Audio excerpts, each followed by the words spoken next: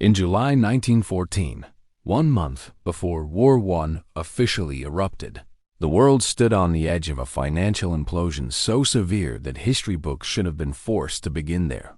Not with gunshots in Sarajevo, but with balance sheets in London, Paris, and Berlin. The global banking system was crumbling long before a single soldier marched. Not from war, but from arithmetic that had finally come due. European banks had ballooned their deposit bases by more than 400% over the previous decades. But the gold reserves backing those deposits, supposedly the iron foundation of the financial world, had grown only 80%. The math was fatal. The system was insolvent. Everyone in power knew it. No one dared say it. By late July, the illusion cracked open. The London Stock Exchange seized up. Liquidity evaporated. Trading volumes collapsed. And then the unthinkable happened. On July 31st, 1914, the London Exchange, the beating heart of global finance, shut its doors. Not for a few hours. Not for a week. It would remain closed for 5 months. That wasn't a disruption. That was a cardiac arrest. This wasn't contained to Britain. 50 countries around the world were facing simultaneous banking failures. Global trade was freezing. Depositors were pulling gold. Interbank lending was disintegrating.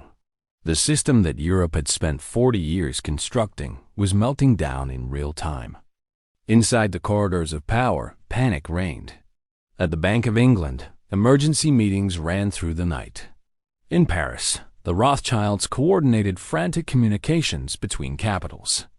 J.P. Morgan's partners farmer cables to the architects of the brand new Federal Reserve in the United States, warning them, the collapse is here. Europe's banking system had 3 massive, fatal wounds. First, colonial lending was imploding. Billions in loans to South America, Africa, the Ottoman Empire, and Asia were rotting on bank balance sheets. Argentina had already defaulted in 1890. The Ottomans were drowning in debt. African colonial projects were producing losses, not profits. These loans were never going to be repaid. Second, domestic speculative bubbles were bursting. Property markets in London and Paris had detached from reality.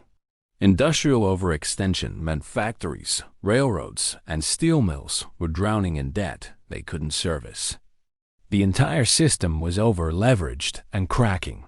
Third, the gold standard made rescue impossible.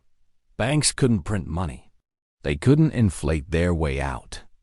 If confidence slipped even a little, depositors demanded gold, and the banks didn't have it. By July 1914, confidence wasn't slipping. It was falling off a cliff. Interbank lending rates spiked. Wealthy clients quietly withdrew gold. Bank reserves evaporated. Collapse was days away. And then something happened, something so dramatic and so convenient that it would define the next century. On August 4th, 1914, Britain declared war on Germany. And instantly overnight, the banking crisis vanished. Not because it was solved, because war made it invisible. On August 5th, one day after the declaration of war, Britain passed the Currency and Banknotes Act. 3 provisions changed everything. The gold standard was suspended. Banks were no longer obligated to redeem paper for gold. The noose was removed. Unlimited money printing was authorized. The monetary base would nearly double by 1918. The government guaranteed bank liabilities. Losses that should have wiped out shareholders were now backed by taxpayers. But the miracle wasn't limited to Britain. Germany suspended gold convertibility on August 4th. France on August 5th. Russia on July 27 days before the war officially started. Every major power invoked the same emergency measures at the same moment. The financial system that was minutes from death was suddenly granted unlimited oxygen. And then came the debt moratoria, the true sleight of hand. Governments across Europe froze loan payments, suspended deadlines, and halted collections. Colonial loans, property speculation, industrial over-leverage, every toxic, unpayable debt was placed into a deep freeze. The losses that should have destroyed the banking system were suddenly paused indefinitely. Most of that debt would never be repaid. It was quietly written off or swapped for government war bonds as the conflict escalated. War didn't disrupt the banks. War saved them. And the banks didn't just survive, they emerged stronger. Britain went from 38 major banks in 1913 to just 5 dominant institutions by 1920. J.P. Morgan doubled its assets through the war. The disaster that should have wiped out the financial world instead produced the largest consolidation of banking power in modern history. The mechanism that enabled this was created just in time: the Federal Reserve. Passed in December 1913 while Congress was on Christmas break. It became operational in August 1914, the exact moment Europe needed American capital to fund the war. World War I didn't create a banking crisis. World War I concealed a banking crisis that was already terminal. The pattern was set. 20 years after the guns fell silent in 1918, the world marched straight toward another catastrophe. And again, history books pretend the cause was political ideology, territorial ambitions, or diplomatic failure. But behind those headlines lay the real crisis, the one almost never spoken of. The banking system was collapsing again. Different triggers, same structural fragility, same desperate need for rescue. The Great Depression didn't end in 1933. It didn't end in 1935. In truth, throughout the 1930s, banks in the United States, Britain, France, and Germany were still suffocating under mountains of unpayable debt. The stock market crash had destroyed corporate balance sheets. Real estate remained underwater. Industrial giants couldn't service their loans. Behind closed doors, bank executives knew they were only one shock away from annihilation. But the most dangerous fuse wasn't corporate debt, it was sovereign debt. Germany owed impossible reparations under the Treaty of Versailles. These obligations were mathematically unpayable. Italy had racked up enormous reconstruction loans. Japan had borrowed heavily to finance its expansion across Asia. All of these countries were on the brink of default. And if they defaulted, the consequences would be instant and fatal. Why? Because American, British, and French banks held the bonds.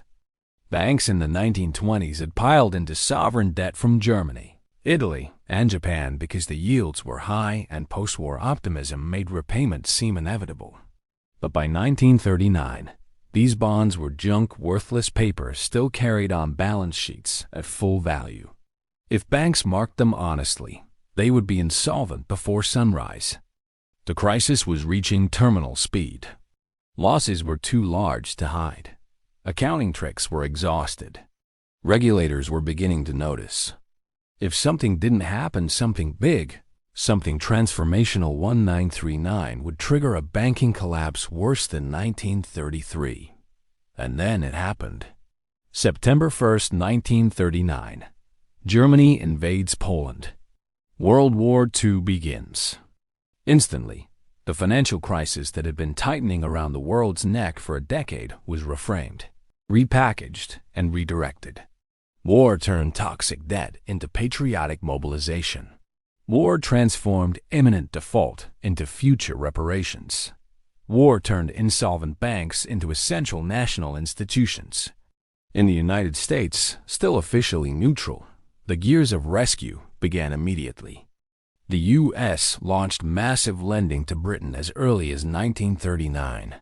By 1941, the Lend-Lease program committed $50 billion to the Allies, an astronomical sum at the time. And where did this money come from? From American banks, backed by U.S. Treasury guarantees, converted into government bonds instead of Depression-era garbage.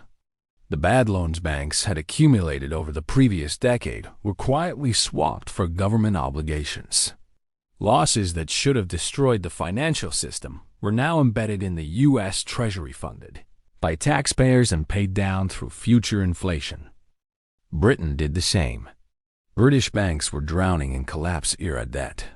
But from 1939 to 1945, they lent unprecedented amounts to the British government.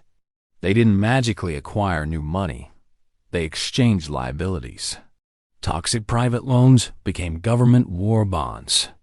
Under emergency powers, balance sheets were rewritten, losses reclassified, obligations suspended, value manufactured. Germany's banks, deeply entangled with industrial expansion, loaded up on government war bonds at preferential rates. France, even under occupation and later liberation, restructured its banking system under wartime authority. Everywhere, banks were able to sweep away decades of losses by trading them for cash-flowing government obligations. By 1945, when the war ended, the banking system didn't look like a victim of catastrophe. It looked like a victor. The crisis that should have ended banks in 1939 instead gave them clean balance sheets and unprecedented power. J.P. Morgan's assets more than doubled between 1939 and 1945.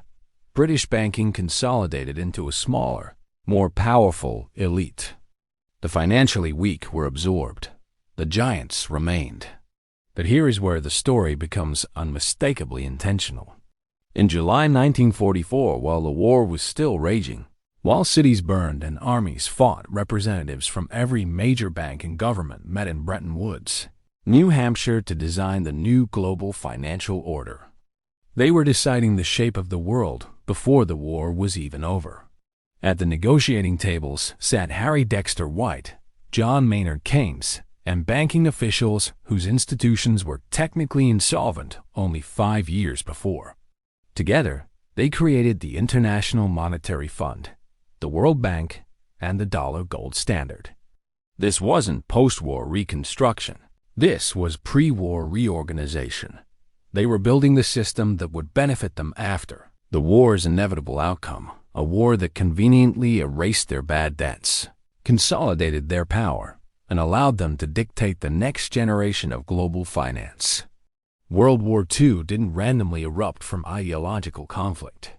It followed the same pattern as 1914. Banking crisis gives geopolitical explosion, gives war, gives banking rescue, gives financial restructuring. And 20 years later, when the next crisis emerged, the same cycle began again. By the early 1960s, long after the world believed it had entered an age of stability and prosperity, the foundation of the entire global monetary order was decaying. The Bretton Woods system, created in 1944, while World War II still raged, was dying. And once again, the financial system stood on the edge of a crisis so severe it threatened every major bank on Earth. The problem wasn't hidden. It was arithmetic. Cold, unforgiving arithmetic. Under Bretton Woods, the U.S. dollar was pegged to gold at $35 per ounce. Every country held dollars as reserves because dollars were supposedly as good as gold. But by the 1960s, America was printing far more dollars than it had gold to redeem. The United States had built an empire of military bases, global trade commitments, and foreign aid spending, and it financed all of it by issuing dollars backed by promises, not metal. Countries noticed, and they began demanding the gold they were owed. France was the first to call the bluff. President Charles de Gaulle understood that the United States was exporting inflation to the world.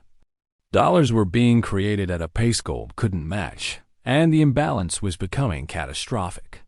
In 1965, France demanded $750 million worth of gold and physically shipped it across the Atlantic. It was a warning shot, a signal that the world was losing faith in the dollar. Other nations began to consider doing the same. If they did, America's gold reserves would evaporate within 2 years. The dollar would collapse, and with it, the entire post-war banking system. This wasn't merely a U.S. problem. It was a banking problem. American banks had expanded globally on the assumption that the dollar would remain stable forever. They issued international loans, sovereign debt, and corporate financing that all depended on the dollar retaining value. If the dollar fell, trillions in global financial contracts would disintegrate. Banks couldn't survive a dollar crisis. They needed more time. They needed a justification to print enormous sums of money without addressing the gold imbalance. They needed an emergency, and they got one. The Vietnam War escalated. In August 1964, the Gulf of Tonkin incident provided the political spark. By 1965, U.S. ground troops were pouring into Vietnam. By 1968, more than 500,000 American soldiers were deployed. The war cost was staggering. $168 billion in direct spending, over $1 trillion in today's value. Where did this money come from? It came from the Federal Reserve, quietly printing dollars on a scale never seen before. And the best part for the financial establishment? Nobody questioned it. Because wartime spending always looks justified. This is what Vietnam did for the banking system. 1. It justified unlimited dollar printing. The U.S. government needed money for war. The Fed responded. Inflation surged from 1% in 1964 to over 6% by 1970. That inflation made America's gold obligations easier to ignore because the real value of those promised dollars was shrinking. 2. It delayed the Bretton Woods collapse. Instead of confronting the crisis in 1965, when France demanded gold, the U.S. used the war to keep printing dollars and postponing the inevitable collapse. Vietnam bought 6 crucial years of breathing room. 3. It allowed banks to reposition. Banks used the delay to restructure international loans, reduce exposure, and prepare for a world where the dollar was no longer tied to gold. Had Bretton Woods collapsed in 1965, banks would have been annihilated. The war bought them time to survive the transition. 4. It softened the impact of foreign redemption demands. As inflation rose, gold became underpriced relative to dollars. Foreign governments hesitated. They saw the U.S. struggling in Vietnam and anticipated major changes. Many waited. That waiting kept the gold window open longer. But the war, of course, could not delay the inevitable forever.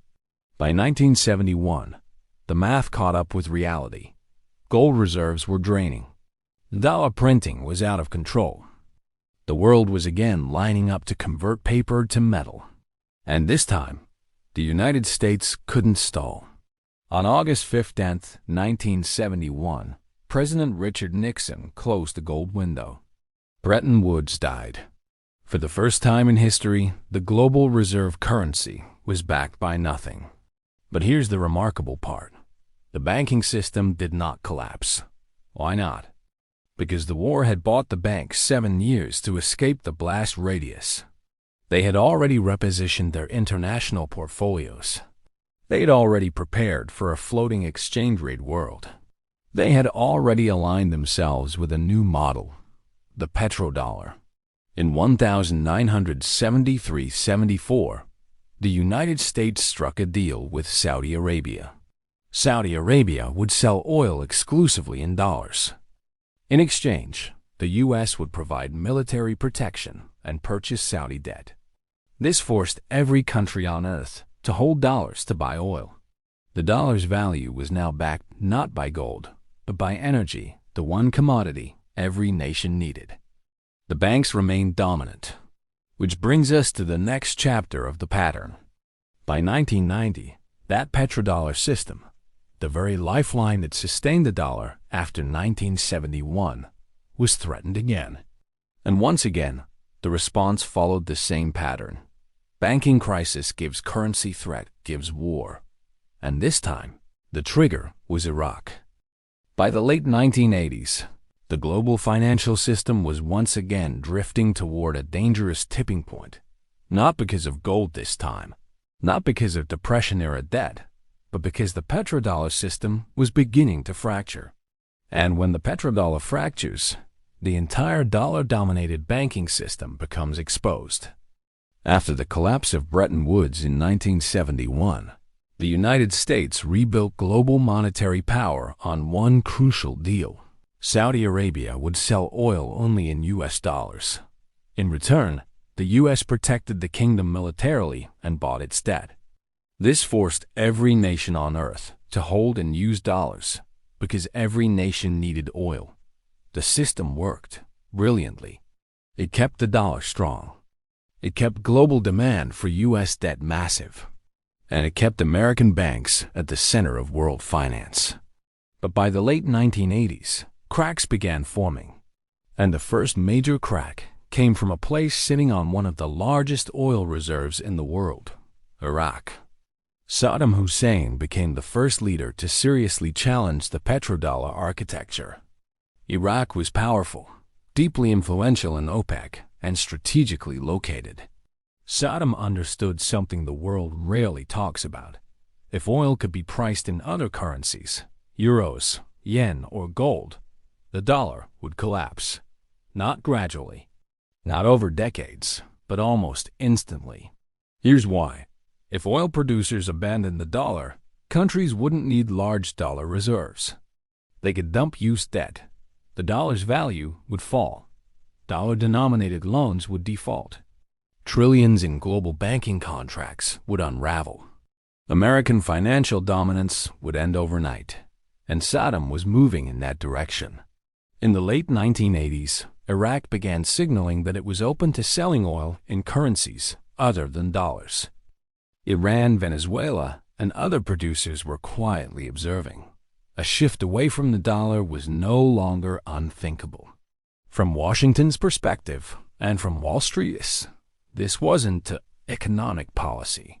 This was a direct threat to the entire global financial structure. Then, in August 1990, Iraq invaded Kuwait. The official story was simple. Saddam was expanding his territory. But behind the scenes, the real reason for intervention was clear. The United States and its allies could not allow the world's second-largest oil reserves to drift outside the petrodollar system. In January 1991, Operation Desert Storm began. A coalition of 35 nations launched a massive military intervention. The stated purpose was to liberate Kuwait and preserve stability in the region. But the result, the part that truly mattered to the financial system, was this. Iraq's oil production was crippled. Iraq was placed under heavy sanctions. And the petrodollar remained intact. Saddam had been effectively neutralized. But he didn't stop. After a decade of sanctions, in November 2000, Iraq made a decisive move that threatened the very core of dollar power. Saddam announced that Iraq would sell oil in euros instead of dollars. This was the nightmare scenario. If Iraq successfully sold oil in euros, other countries could follow. If OPEC diversified away from dollars, global dollar demand would collapse. If the dollar collapsed, American banks would face catastrophic losses. And then, in March 2003, the United States invaded Iraq. The official reasons were weapons of mass destruction, terrorism connections, liberation of the Iraqi people. All of them were discredited. No WMDs, no proven terrorism links, no imminent threat. But the financial system did face an imminent threat. And here's what happened immediately after the invasion. In June 2003, Iraq's oil sales were switched back to dollars. The Central Bank of Iraq was placed under U.S. oversight. All oil revenues were routed through dollar systems. The threat was eliminated. The petrodollar was secure. Banks were safe. But Iraq wasn't the only nation that dared to challenge the dollar. In 2009, Libya's leader Muammar Gaddafi proposed the creation of a gold-backed African currency, the gold dinar. He wanted to sell Libyan and African oil in gold instead of dollars. He even planned an African monetary union to bypass the IMF and World Bank. This was not a currency project. It was a geopolitical missile aimed at the petrodollar. If African oil moved to a gold system, the dollar would lose its energy backing.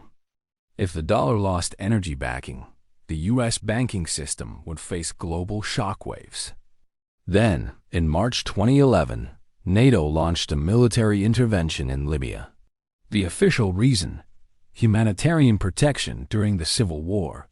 The result: Gaddafi was killed.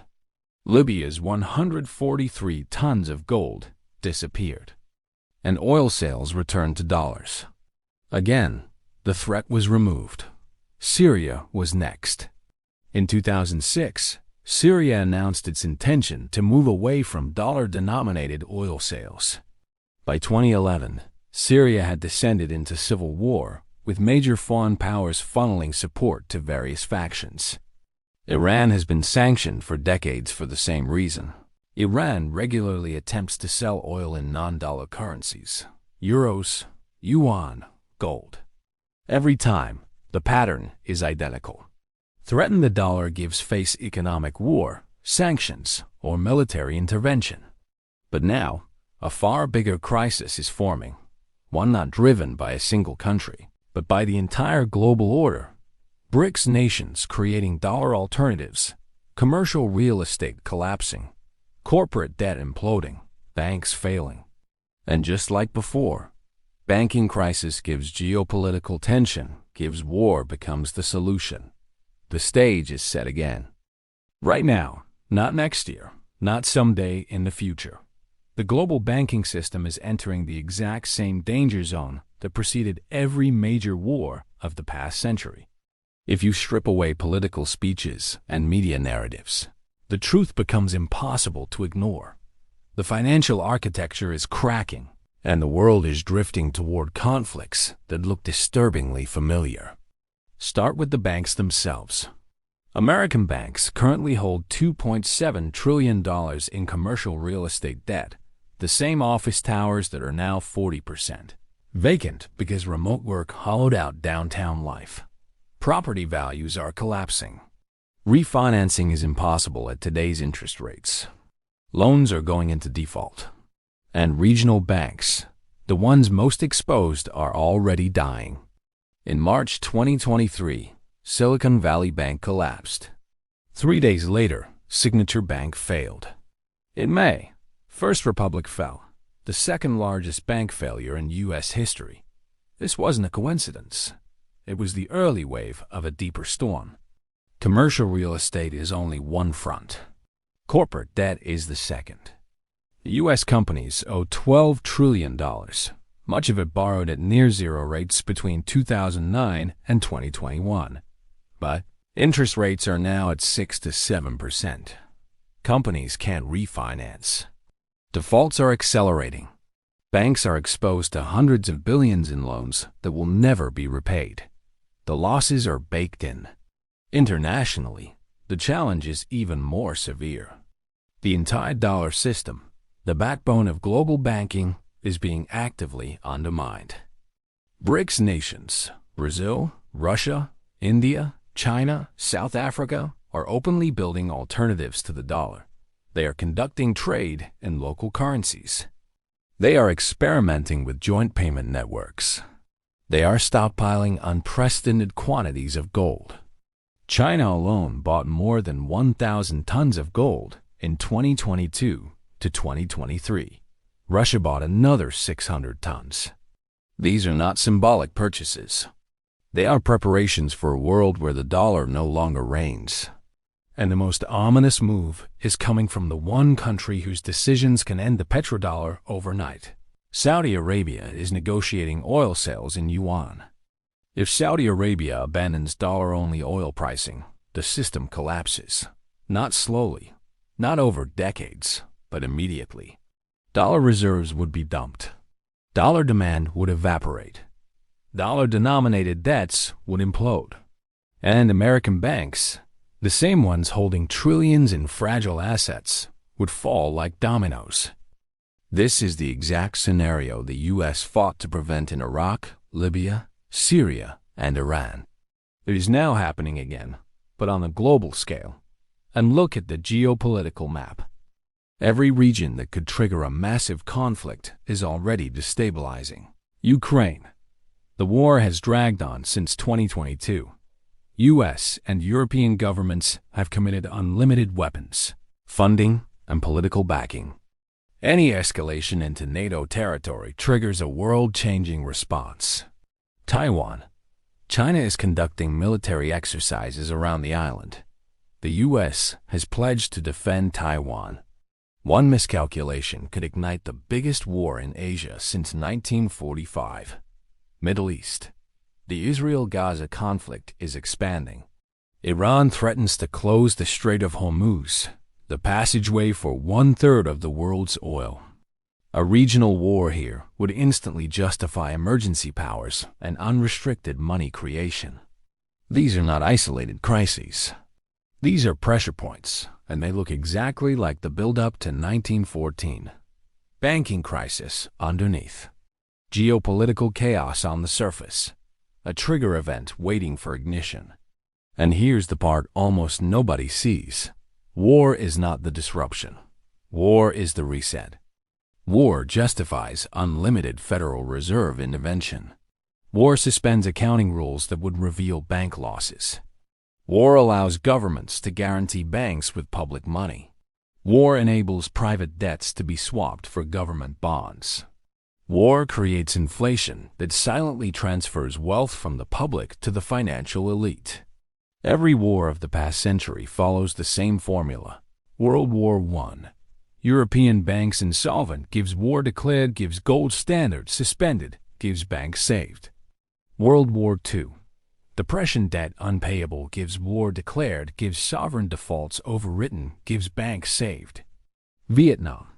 Dollar crisis imminent, gives war escalates, gives dollar printing justified, gives banks saved.